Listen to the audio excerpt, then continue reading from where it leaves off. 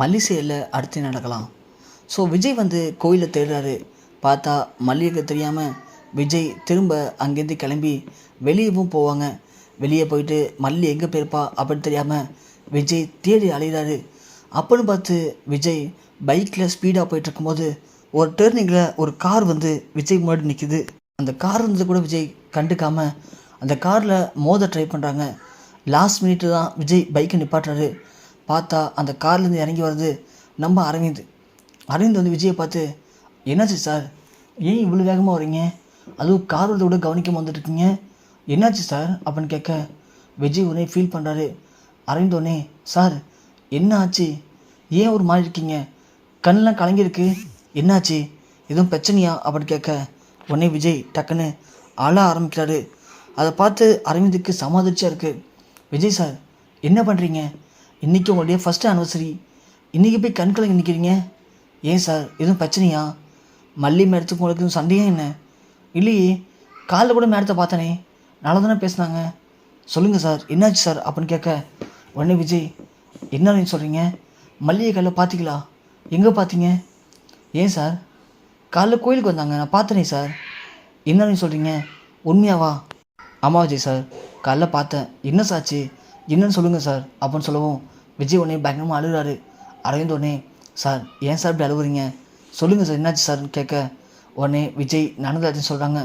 சொல்லவும், என்ன சார் சொல்கிறீங்க உண்மையாவா, ஐயோ நான் காலைல விஜய் பார்த்தேன், மல்லி மேடத்தை பார்த்துட்டு சொல்லும்போது அவங்க பெருசாக ஒன்றும் இதாகலை, அப்பயே நினச்சேன் என்னடா அது 20 விஷயம் சொல்லியிருக்கோம் மல்லி மேடம் அமைதியாக போகிறாங்களே அப்படின்னு எனக்கு சந்தேகம் வந்துச்சு சார். சரி அரவிந்த் மல்லி எங்கே பார்த்தீங்க அப்படின்னு சொல்ல, வாங்க சார் நான் அழைச்சிட்டு போகிறேன் அப்படின்னு நம்ம அரவிந்த் கோயில்கிட்ட அழைச்சிட்டு போகிறாரு.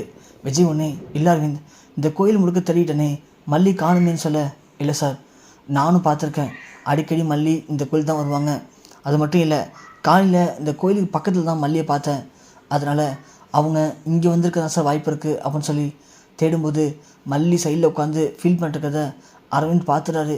உடனே, விஜய் சார் இங்கே பார்த்தீங்களா, நான் தான் சொன்னால மல்லி மேடம் இங்கே தான் இருப்பான்னு சொல்லிட்டு அப்படின்னு சொல்ல மல்லி இருக்கிறத பார்த்து விஜய் எப்படி கண் கலங்கிறாரு. உடனே கிட்டக்க போகிறாங்க. கிட்டக்க போயிட்டு அரவிந்தா முதல்ல மல்லியை கூப்பிட்றாங்க.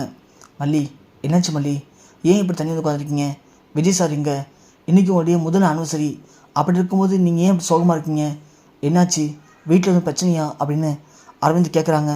மல்லி ஒன்றே, அதெல்லாம் ஒன்றும் இல்லை அரவிந்த், சும்மா தான் உட்காந்துருக்கேன் அப்படின்னு சொல்ல அரவிந்த் ஒன்றே, இல்லை மல்லி உங்கள் கல்லியே தருது உங்களுக்கு ஏதோ பெரிய பிரச்சனை இருக்குன்னு சொல்லிட்டு, என்ன பிரச்சனை சொல்லுங்கள் மல்லி, முடிஞ்சால் நான் அதை தீர்த்து வைக்கிறேன் அப்படின்னு சொல்ல, இல்லை அரவிந்த் உங்களால் தீர்க்க முடியாத அளவுக்கு பிரச்சனை கை மீறி போயிடுச்சு, இனிமேல் ஒன்றும் பண்ண முடியாது அப்படின்னு சொல்லவும் இங்கே மல்லி ஒன்றே அரவிந்தை பார்த்து ஒரு மாதிரி அழக ஆரம்பிக்கிறாங்க.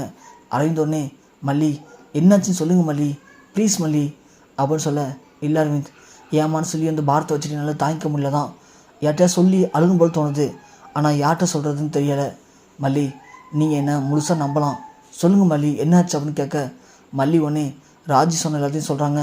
இந்த மாதிரி ராஜேஸ்வரியால் என்னால் நிம்மதியாக இருக்கவே முடியல, விஜய் விட்டு பிரிஞ்சால் மட்டும்தான் விஜய் வெண்பா 2 பேரையும் சேர்த்து வைப்பேன், இல்லைனா 2 பேரும் பிரித்து 2 பேருக்கும் ஆட்டை காட்டுவேன் அப்படிங்கிற மாதிரி அந்த ராஜேஸ்வரி என்ன மிரட்டுறாங்க. எனக்கு ஒரு வழி தெரியல, விஜயை பொறுத்த வரைக்கும் வெண்பா இல்லாமல் அவனால் சத்தியமாக வாழ முடியாது. நேற்று நைட்டு கூட நானும் வெண்பாவும் கோயிலுக்கு வந்தோம், வெண்பா என்கிட்ட சொல்லாமலே கோயிலை விட்டு எங்கேயோ போயிட்டா, அப்படி போன வெண்பா கரெக்டாக நிஷா கையில் மாட்டிக்கிட்டா. அதுக்கே விஜய் பயங்கரமாக கோவப்பட்டு என் புள்ளியை பார்த்துக்கிறத விட உனக்கு என்ன முக்கியமான ஆள் இருக்குன்னு சொல்லி என்னை அடிச்சிட்டாரு. அதுலேருந்து எனக்கு கொஞ்சம் பயமாகவே இருக்குது, அதான் என்னால் மட்டும் வெண்பா விஜய் 2 பேரும் பிரிஞ்சுட்டாங்கன்னா சத்தியமாக அதை என்னால் தாங்கிக்க முடியாது, அந்தளவுக்கு 2 பேரும் ஒன்றா ஒற்றுமையாக இருக்காங்க, அதனால் அவங்க 2 பேருமே நிம்மதியாக இருக்கட்டும், அதனால தான் அரவிந்த் நான் அவங்கள்ட்ட ஒரு நாள் முடிவு பண்ணி இப்போது இங்கே உட்காந்துருக்கேன் அப்படின்னு நம்ம மல்லி சொல்லுவாங்க.